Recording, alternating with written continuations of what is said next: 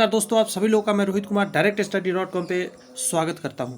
आज की वीडियो में हम लोग बात करेंगे चैप्टर नंबर, यदि बात करूं दोस्त तो 7, जी हाँ 7, 8 और 9 बात करेंगे।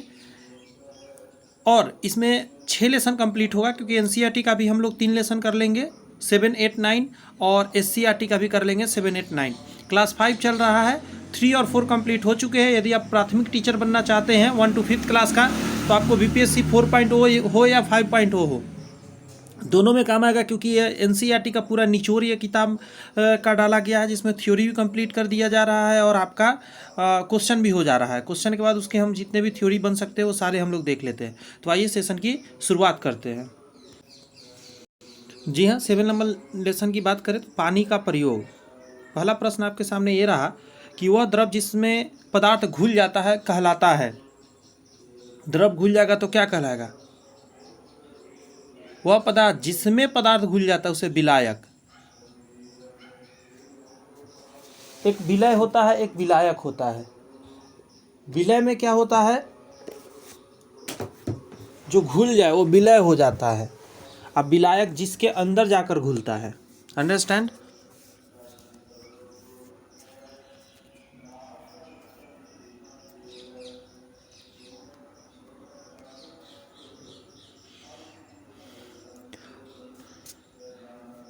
इसका एक ट्रिक भी दे दूं।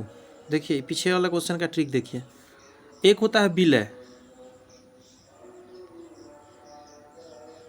विलय, एक है विलायक। ये जाकर इसमें घुल जाता है। ध्यान हमेशा ये रखना है कि ये जाके उसमें घुल रहा है, दैट मीन्स इसका मात्रा कम रहता है और इसका मात्रा ज़्यादा रहता है। अंडरस्टैंड? क्योंकि ये पानी होगा, ये चीनी होगा। थोड़ा सा कॉन्सेप्ट क्लियर होगा, जीवन भर याद रहेगा। चीनी है तो चीनी ज़्यादा है और पानी कम है, तो गड़बड़ हो जाएगा ना। फिर पानी ही घुल जाएगा चीनी के अंदर, क्योंकि चीनी तो पानी में नहीं घुल पाएगा। तो हमेशा कंडीशन याद रखना, जो कम है उसका लिखावट भी कम है और जो ज़्यादा होगा उसका लिखावट भी ज़्यादा है। जैसे इसमें विलय में देखिएगा 3 अक्षर से ही लिखा हुआ है, इसमें 4 अक्षर से लिखा हुआ है। तो 4 अक्षर क्यों है? क्योंकि ये पानी है, इसमें ज़्यादा चीज़, ये ज़्यादा मात्रा में रहेगा तभी तो ये कम मात्रा वाला घूमेगा। तो कम मात्रा वाला विलय और ज़्यादा मात्रा में विलायक। लोहे की सुई पानी की सतह पर क्यों तैरती है? इसको बोलते हैं पृष्ठ तनाव के कारण। बताइए दोस्त, क्या चीज़ के कारण? तो इसको बोलते हैं पृष्ठ तनाव। पृष्ठ तनाव के कारण ही पानी पे वह तैर पाता है। मच्छर वगैरह पानी पे, कीड़ा मकोड़ा बैठ जाता है सब। वर्षा की बूंदों का आकार गोलाकार क्यों होता है? पृष्ठ तनाव के कारण। सेम आंसर इसमें भी पड़ेगा, खिंचाव होता है तनाव के ऊपर। जिस द्रव को सार्वत्रिक विलायक कहा जाता है, पानी को विलायक यानी जिसमें सारा कुछ मिल जाए, उसको हम लोग बोलते हैं जल। जल में सबसे ज़्यादा चीज़ मिल जाता है। निम्नलिखित में से कौन सा कथन वाष्पीकरण की व्याख्या करता है?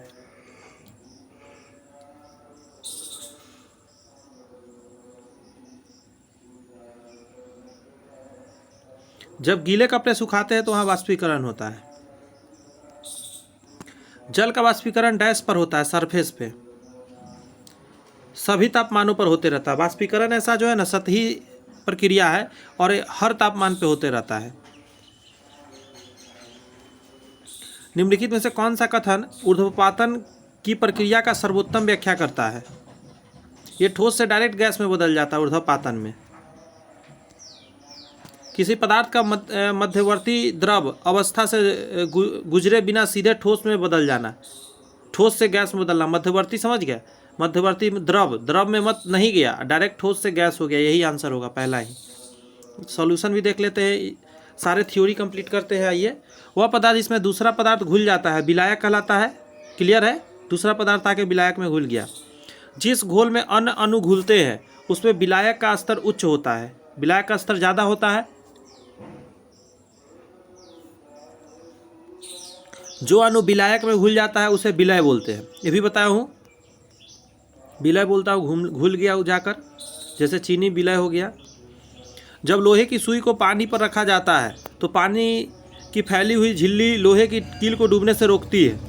फैली हुई झिल्ली पानी के पृष्ठीय तनाव के कारण होता है, इसलिए पृष्ठीय तनाव के कारण लोहे की सुई है तैरते रहती है। जल के पृष्ठीय तनाव के कारण वर्षा की बूंदें लगभग गोलाकार संरचना ले लेती है। वर्षा की छोटी बूंदें पृष्ठीय तनाव की बड़ी बूंदों की तुलना में अधिक प्रबल होती है। इसका कारण बूंदों के आसपास वायु का प्रभाव भी है। जल को सार्वत्रिक विलायक कहा जाता है क्योंकि यह किसी अन्य द्रव की तुलना में सबसे ज़्यादा चीज़ों को घुलाता है अपने अंदर। जब किसी भी अन्य द्रव की तुलना में अधिक पदार्थ को घोला जा सकता है उसे द्विध्रुवीय कहते हैं। जल किसी भी अन्य द्रव की तुलना में अधिक पदार्थों को घोल सकता है क्योंकि यह द्विध्रुवीय है, क्योंकि इसके अंदर जब पदार्थ आता है ना तो वो पॉजिटिव और निगेटिव में टूटता है। जैसे NaCl को अगर आप डालेंगे तो पानी में जाने का क्या होगा, Na पॉजिटिव और Cl निगेटिव में टूटता है। अब यही रीजन होता है ऐसे टूटने के कारण कि सबसे ज़्यादा इसमें पदार्थ घुलता है। वाष्पीकरण यह प्रक्रिया है जिसमें तरल जो होता है वाष्प बनता है। उदाहरण के लिए जब गीले कपड़े सुखाते हैं और पानी उबालने के दौरान भाप बनता है। वाष्पीकरण जल के क्वथनांक के नीचे उसके वाष्प में तरल का रूपांतरण है। वाष्पीकरण के दौरान सतह के कणों को छोटे छोटे अंश यानी गतिज ऊर्जा वाले अन्य कणों में आकर्षण बलों के होने के कारण सक्षम होता है और वाष्पीकरण में परिवर्तित हो जाता है। यानी कहे ना सतही घटा है, सतह पे ऐसा होता है, हवा के संपर्क में आता है और धीरे धीरे एक एक कण करके उड़ते रहता है पानी का।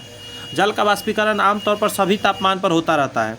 बैकग्राउंड से नॉइज जा रहा होगा लेकिन मैं वीडियो नहीं रोकूंगा, प्लीज़ आप लोग उसको इग्नोर करिएगा क्योंकि फोकस कीजिए थ्योरी पर। ऊर्ध्वपातन वो प्रक्रिया है जिसमें किसी ठोस पदार्थ को गर्म करने पर वह सीधे ठोस द्रव में न जाकर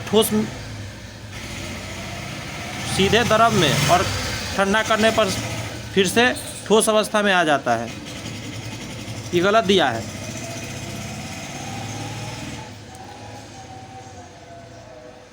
माइंड में आप रखिए, ठोस से गैस और गैस से ठोस होता है, ये गलत है, द्रव नहीं होता है, गलत लिखा हुआ है। आगे आइए, जैसे गौर से सुनिए, कपूर हो गया, नेफ्थलीन की गोली हो गया, कारगोली बोलते हैं जो कपड़ा वगैरह में हम लोग रखते हैं, वाइट वाइट रहता है, ऊर्ध्वपातित पदार्थ है। कार्बन डाइऑक्साइड में भी ऊर्ध्वपातन होता है। कार्बन डाइऑक्साइड गैस को आप डायरेक्ट गैस और या तो उसको ठोस में रख सकते हैं। मच्छरों की दावत।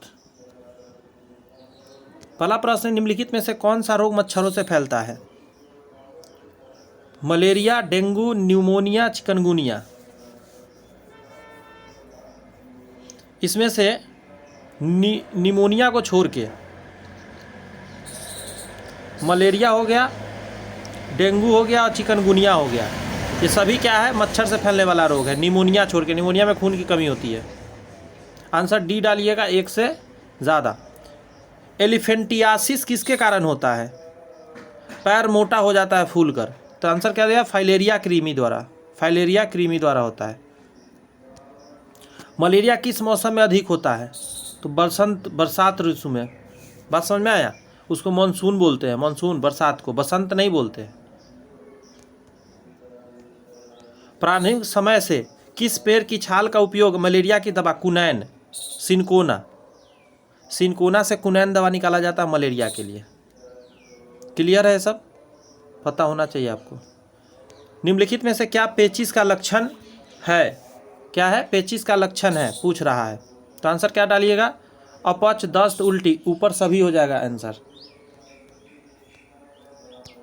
नेक्स्ट है, जब मच्छर हमें काटता है तो वह क्या करता है? मच्छर काटता है तो क्या होता है? तो यह हमारे शरीर के खून चूसता है और क्या करता है। नेक्स्ट है, रोनाल्ड रोस को 1902 में चिकित्सा के क्षेत्र में नोबेल पुरस्कार से सम्मानित किया गया था। क्या चीज़ के लिए? देखिए, चिकनगुनिया और प्लेग तो आंसर है नहीं, या तो मलेरिया या तो डेंगू है। अब इन दोनों में आपको बताना है क्या। तो मलेरिया के लिए, डेंगू के लिए नहीं। मलेरिया के लिए उनको दिया गया था, रोनाल्डो रॉस को 1902 में नोबेल पुरस्कार। चलिए अब इसके थ्योरी को देखते हैं। यहाँ कहा जा रहा है, डेंगू, मलेरिया और चिकनगुनिया ये मच्छरों से फैलने वाले रोग हैं। डेंगू मादा एंडीज मच्छर द्वारा फैलता है, सब याद कीजिए। डेंगू मादा एंडीज जो है मच्छर द्वारा फैलता है। इसके लक्षण है मतली, उल्टी, दर्द, दाने, ऐसा कुछ रेसेज वगैरह निकलते हैं। मलेरिया का वह वाहक मादा एनाफ्लीज मच्छर है। मलेरिया का मादा एनाफ्लीज और डेंगू का क्या बताए? एंडीज मच्छर। मादा एंडीज, देखिए मादा ही फैलाती है, ध्यान रखिएगा, जेंट्स वाला नहीं फैलाता है मच्छर कभी भी कोई बीमारी। डेंगू मादा एंडीज मच्छर, मलेरिया का वाहक है मादा एनाफ्लीज मच्छर। क्लियर है? आगे आइए। मलेरिया तभी फैलता है जब मलेरिया के रोगों को काटने वाले मादा मच्छर दूसरे व्यक्ति को काट लेता है। मलेरिया हो रखा है, उसको काटा, दूसरे को जाके काटा। चिकनगुनिया एक विषाणु जनित रोग है। चिकनगुनिया क्या है? विषाणु जनित रोग है जो संक्रमित मच्छर के मनुष्य में फैलाता है। यह एंडीज एजिप्टी और एंडीज एल्बोपिक्टस द्वारा फैलता है। नाम अलग अलग है थोड़ा थोड़ा। एंडीज एजिप्टिस और एंडीज एल्बोपिक्स द्वारा फैलता है। नेक्स्ट है एलिफेंटियासिस मलेरियाई, जो कृमि के कारण होता है। एलिफेंटियासिस मतलब पैर का फूलना, फाइलेरियाई कृमि के द्वारा होता है। लिम्फेटिक फाइलेरिया रोग, जिसे आमतौर पर लिपत के रूप में भी जाना जाता है। लिपत के रूप में भी जाता है। इसे सबसे पुराने उष्णकटिबंधीय रोगों में से एक है जो कि फाइलेरिया कृमि के कारण फैलता है। मलेरिया बरसात अर्थात मानसून के मौसम में ज़्यादा होता है। ऐसा इसलिए क्योंकि जल यहाँ वहाँ द्रव मच्छरों के उपयुक्त प्रजनन का कारण बनता है। मच्छर जल्दी से फैलता है और इधर उधर पानी लगने के कारण ऐसा हो पाता है। कई दिनों के रखे हुए पानी में ही इन बीमारियों का मच्छर पैदा हो जाते हैं। मलेरिया का इलाज लंबे समय से पादप आधारित दवा के साथ किया जाता है। क्विनीन जो कि एक सिनकोना पेड़ के छाल से निकाला जाता है, पहली बार 1800 के दशक में एक मलेरिया रोधी यौगिक के रूप में पृथक किया गया था। सिनकोना पेड़ पेरू में पाए जाते हैं। पेरू देश है वहाँ पे। सिनकोना का उपयोग नेत्र लोशन में दर्द को शून्य करना, कीटाणुओं को मारने में एक स्तंभक के रूप में भी काम किया जाता है इसका। नेक्स्ट थ्योरी है कि पेचिस आंतों का एक संक्रमण है जो रक्त या बलगम युक्त दस्त का कारण बनता है। पेचिस के अन्य लक्षणों में शामिल हो सकता है जैसे पेट में दर्दनाक ऐंठन होना, बीमारी महसूस करना या बीमार होना, उल्टी होना वगैरह वगैरह। मच्छर खून चूसने के लिए अपनी सुई जैसी तेज सूंड से त्वचा को छेद देता है और अपनी त्वचा से लार इंजेक्ट कर देता है। बीमारी उसी से फैलता है। हमारा शरीर इस लार के प्रति प्रतिक्रिया करता है जिससे उस जगह पर गांठ पड़ जाता है एवं खुजली होने लगती है। कुछ लोगों को काटने पर मामूली प्रक्रिया होती है, लेकिन कुछ लोगों पर इसका ज़्यादा असर होता है, पूरा लाल हो जाता है, चकत्ता वगैरह निकल आता है। सर रोनाल्ड रॉस एक ब्रिटिश चिकित्सक थे। इन्होंने 1902 में फिजियोलॉजी या मेडिसिन के लिए नोबेल पुरस्कार मिला इनको। उन्होंने 1897 में एक मच्छर के जठरांत्र संबंधी मार्ग में मलेरिया परजीवी की खोज की। उन्होंने साबित किया कि मलेरिया मच्छरों के फैलाता है। उन्होंने आगे बीमारी के लड़ने के तरीके का भी नींव रखा कि कैसे बीमारी से लड़ा जाए। एनसीईआरटी का ये लास्ट चैप्टर है, यानी दैट मीन्स 9th लेसन है। इसको अच्छे से करेंगे, फिर हम लोग एससीईआरटी का 3 लेसन कंप्लीट करेंगे। पहला प्रश्न मतलब कुछ चैप्टर का नाम है डायरी कमर सीधी ऊपर चढ़ो। क्या बात है। नेहरू पर्वतरोही संस्थान कहाँ स्थित है? तो आंसर आप कहेंगे उत्तर काशी में अवस्थित है। कौन सी चीज़ है पर्वतरोही की ताकत बढ़ाने और उसे गर्म रखने में मदद करती है पर्वत पे चढ़ने वाले को? तो आंसर हो जाएगा विटामिन सी, आयरन की गोलियां, गर्म कपड़े, ये सारे चीज़ आंसर हो जाएंगे। माउंट एवरेस्ट की चोटी पर चढ़ने वाले पहले व्यक्ति कौन थे? तो आंसर हो जाएगा आपका क्या? सर एडमंड हिलेरी हो जाएंगे। सर एडमंड हिलेरी, नाम याद रखना बहुत जरूरी है, एग्जाम में आता है। माउंट एवरेस्ट के शिखर पर पहुंचने वाली पहली भारतीय महिला कौन थी? हर बच्चा बचपन में याद करता है, बछेंद्री पॉल। विश्व की सबसे ऊंची चोटी कौन सी है? हर एक छोटा बच्चा बताएगा माउंट एवरेस्ट। आइए, नेहरू पर्वतारोही संस्थान NIM की स्थापना 14 नवंबर 1965 को उत्तरकाशी उत्तराखंड में हुई थी। नेहरू पर्वतारोही संस्थान NIM को भारत के प्रमुख पर्वतारोही संस्थानों और एशिया के सबसे सम्मानित पर्वतारोही संस्थान में से एक माना जाता है। International for Climbing and Mountaineering Federation, जिसे सामान्यतः इसे फ्रेंच नाम यूनियन इंटरनेशनल डेज एसोसिएशंस, पता नहीं कैसे लिख रहा है, डल प्रीमिसा UIAA जाना जाता है, ने NIM को भारत में एकमात्र पर्वतारोही संस्थान के रूप में मान्यता दी है। NIM ही सिर्फ भारत में है जहाँ ये ट्रेनिंग दिया जाता है पर्वत पे कैसे चढ़ना है। आयरन की गोलियां और विटामिन सी पर्वतारोहियों की ताकत बढ़ाने में मदद करता है और गर्म कपड़े उन्हें गर्म रखने में मदद करता है। एडमंड हिलेरी और तेंजिंग नोरगे माउंट एवरेस्ट पर चढ़ने वाले पहले व्यक्ति थे। उन्होंने 29 मई 1953 को एक साथ उपलब्धि प्राप्त की थी। एडमंड हिलेरी न्यूजीलैंड के रहने वाले हैं और तेंजिंग नोरगे एक नेपाली भारतीय पर्वतारोही थे जो शेरपा जनजाति से संबंधित थे। बछेंद्री पाल भारतीय पर्वतारोही जो कि 1984 में माउंट एवरेस्ट की चोटी पर पहुंचने वाली प्रथम महिला बनी। 16 मई 1975 को जुनको तेबई जापान माउंट एवरेस्ट की चोटी पर पहुंचने वाली पहली महिला बनी। वह 7 महाद्वीपों में से प्रत्येक की सबसे ऊंची चोटियों पर चढ़ने वाले पहले महिला भी है।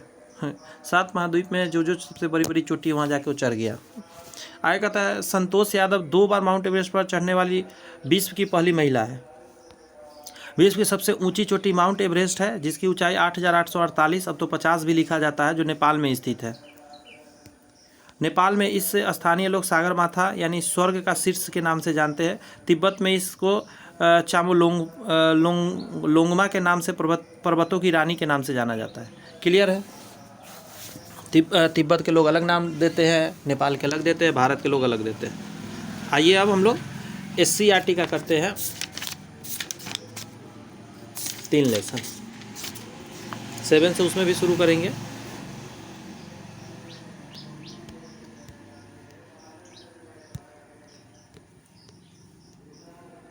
फाइव हो गया, 6 हो गया, ये रहा आपका 7।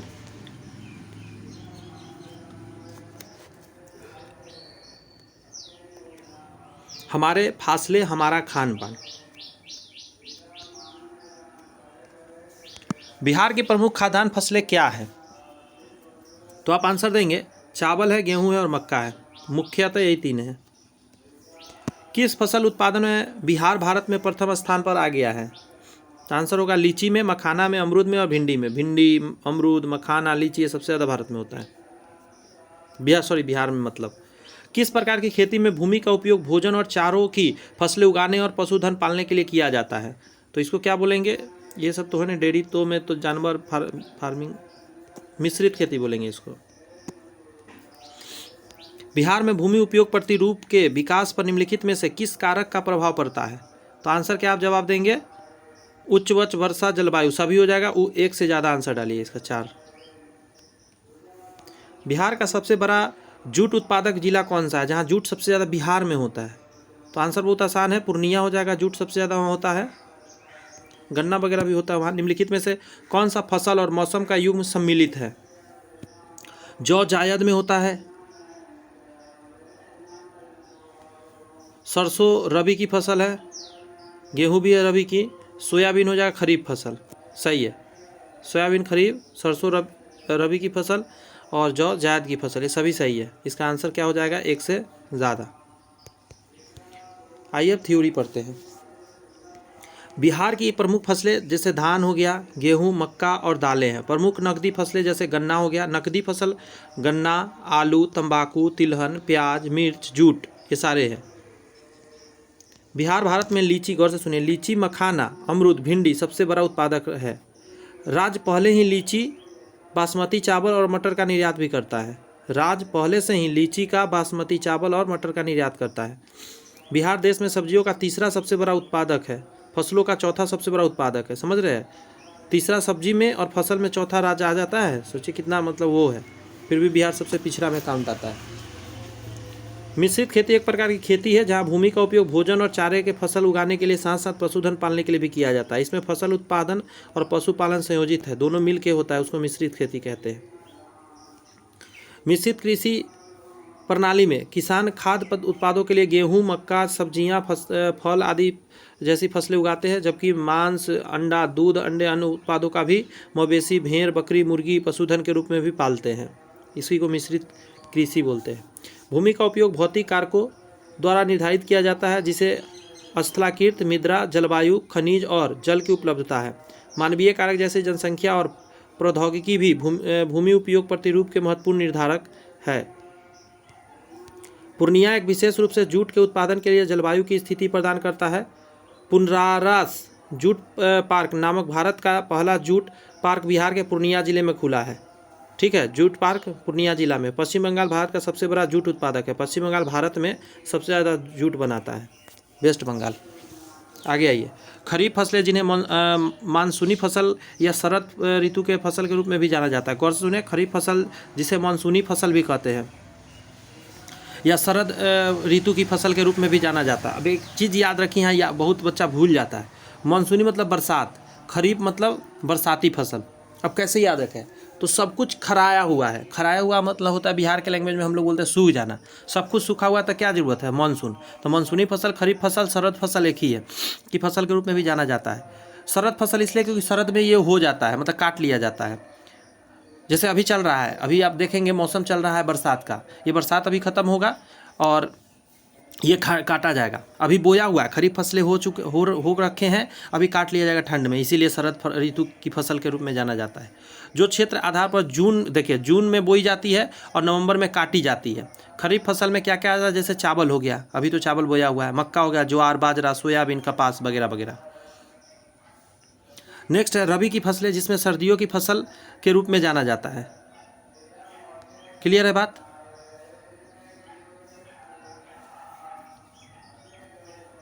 रबी की फसल जिसे सर्दी की फसल के रूप में भी जाना जाता है। कृषि फसलें जो कि सर्दी में बोई जाती है और बसंत ऋतु में काटी जाती है। जैसे रबी की फसलों में हो गया गेहूं हो गया, जौ हो गया, जई, दाल, सरसों, आलसी, ये सभी हो गया।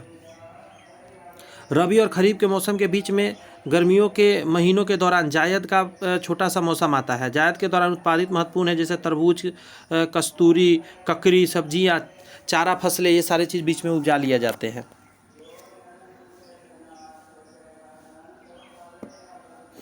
8 लेसन है, आइए इसको देखते हैं।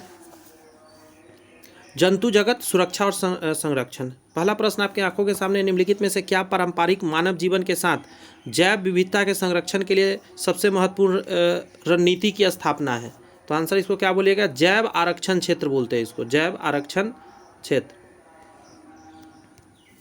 पटना चिड़ियाघर में विश्व में सबसे अधिक संख्या में कौन सा जानवर है? पटना के चिड़ियाघर में विश्व में सबसे ज़्यादा गैंडा।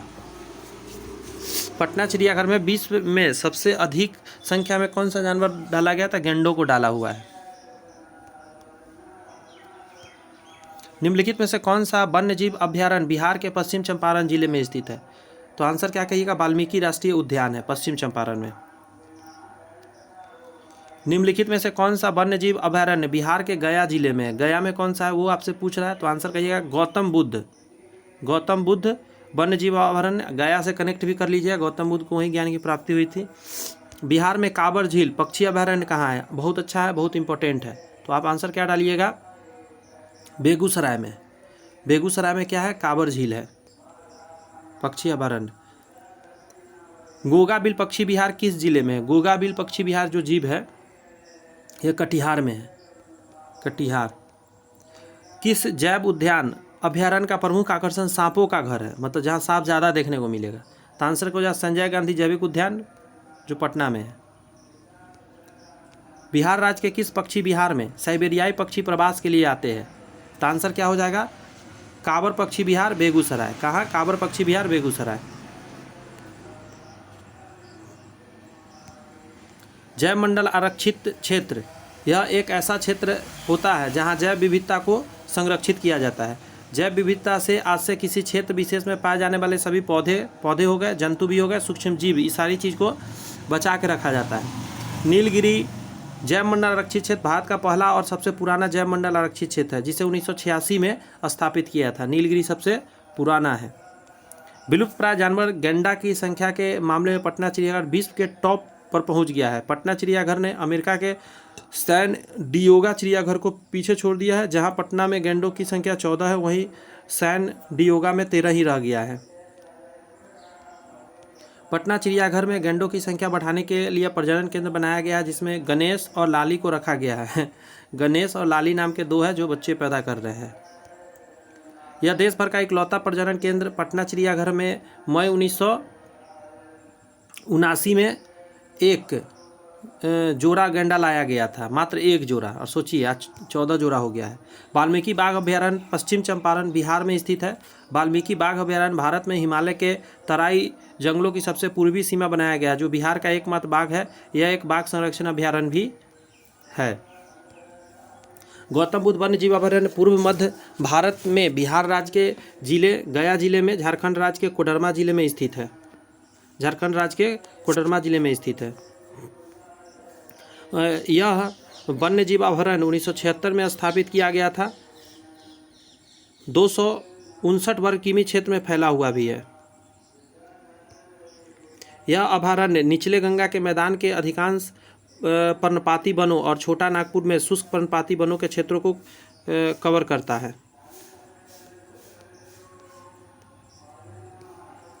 बाघ, तेंदुए, सांभर, सुस्त भालू, भेड़िया, धब्बेदार हिरन, नीलगाय, चिंकारा गौतम बुद्ध वन्यजीव अभयारण्य में जीवों की महत्वपूर्ण प्रजातियां हैं।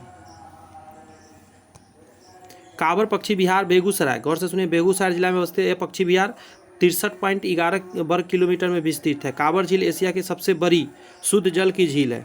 पता चला आपको, कांवर झील एशिया की सबसे बड़ी शुद्ध जल की झील है। यह पक्षी अभयारण्य भी है। इस झील को पक्षी विहार का दर्जा सन 1984 में बिहार सरकार ने दे डाला था। यह बर्ड सेंचुरी में 59 तरह के विदेशी पक्षी और 107 तरह के देसी पक्षी ठंडे मौसम में देखने को मिल जाते हैं। गोगा बिल पक्षी विहार कटिहार जिले में अवस्थित है। यह पक्षी विहार 200, देखिए उससे बहुत ज़्यादा है, यह 217.99 एकड़ क्षेत्र में विस्तृत है। इस झील पर कैप्सियन सागर और साइबेरियाई क्षेत्र से लगभग 300 प्रवासी पक्षी मानसून और सर्दियों के दौरान आते हैं। 300 प्रकार के, 300 पीस नहीं बोल रहा है, बहुत ज़्यादा। संजय गांधी जैविक उद्यान पटना में अवस्थित है, जहाँ 11 कमरों का एक सांप घर है जो आकर्षण का केंद्र है। 11 कमरा में खाली सांप ही रखा है, रंग बिरंग के। बिहार के कांवर पक्षी विहार बेगूसराय में रूस, मंगोलिया एवं साइबेरिया देशों के हजारों किमी दूर से प्रवास करके यहाँ आते हैं। मुझे लगता है अच्छे से समझ में आपको आ गया होगा। आइए 9th लेसन को भी अच्छे से समझ लेते हैं, उसके बाद आज की क्लास को द एंड करेंगे। मान गए लोहा, लोहा से क्या मान गए? पहला प्रश्न है कि निम्नलिखित में से कौन सी लिपि अंधे व्यक्ति के लिए उपयोग किया जाता है? तो उसको क्या बोलते हैं हम लोग? ब्रेल लिपि। ब्रेल लिपि में दाना दाना निकला रहता है और उससे ब्रेल लिपि में लिखा जाता है। लुइस ब्रेल ने स्टार्ट किया था।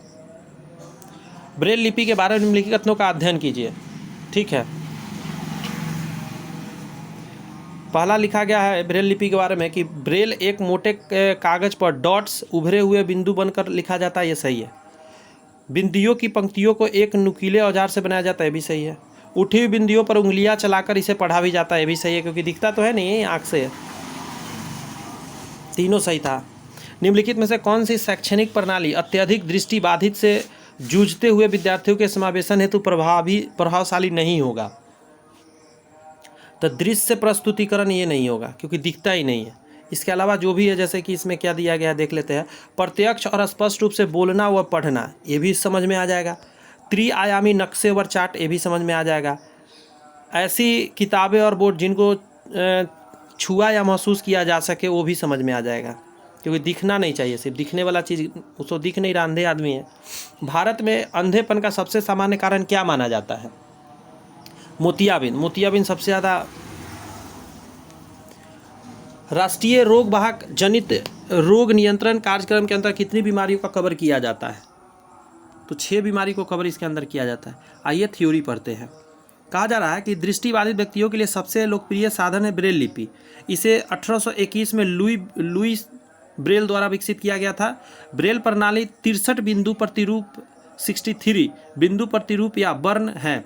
प्रत्येक वर्ण एक अक्षरों के संयोजन, एक सामान्य शब्द, एक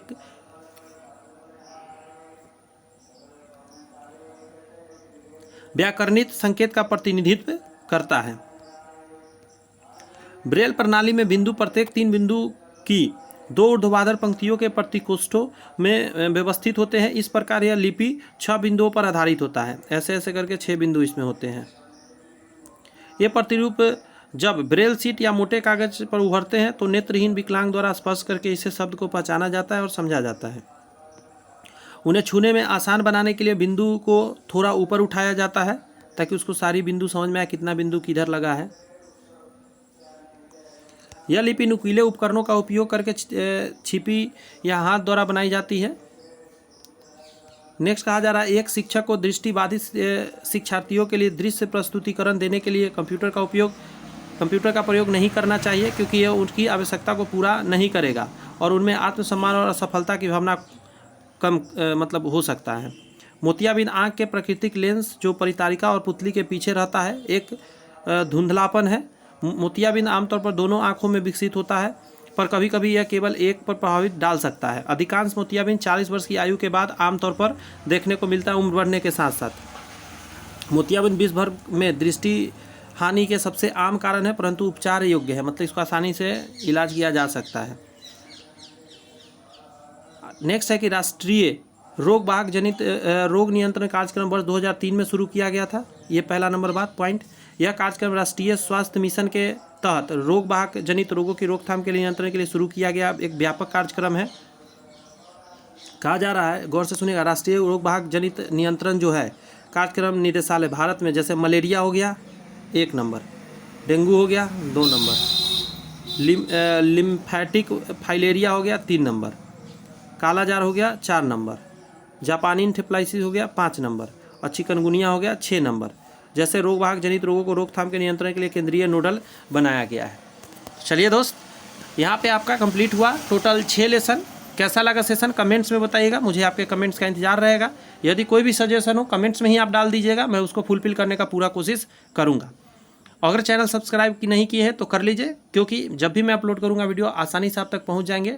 डिस्क्रिप्शन में लिंक है, वहाँ से जाके किसी भी क्लास का आप टीचर बनना चाहते हैं, सारे का सीरीज चल रहा है, वहाँ से आप ज्वाइन कर सकते हैं। कोई नहीं, all the best, bye bye, खूब अच्छे से पढ़ते रहिए, मिलते हैं नेक्स्ट वीडियो में।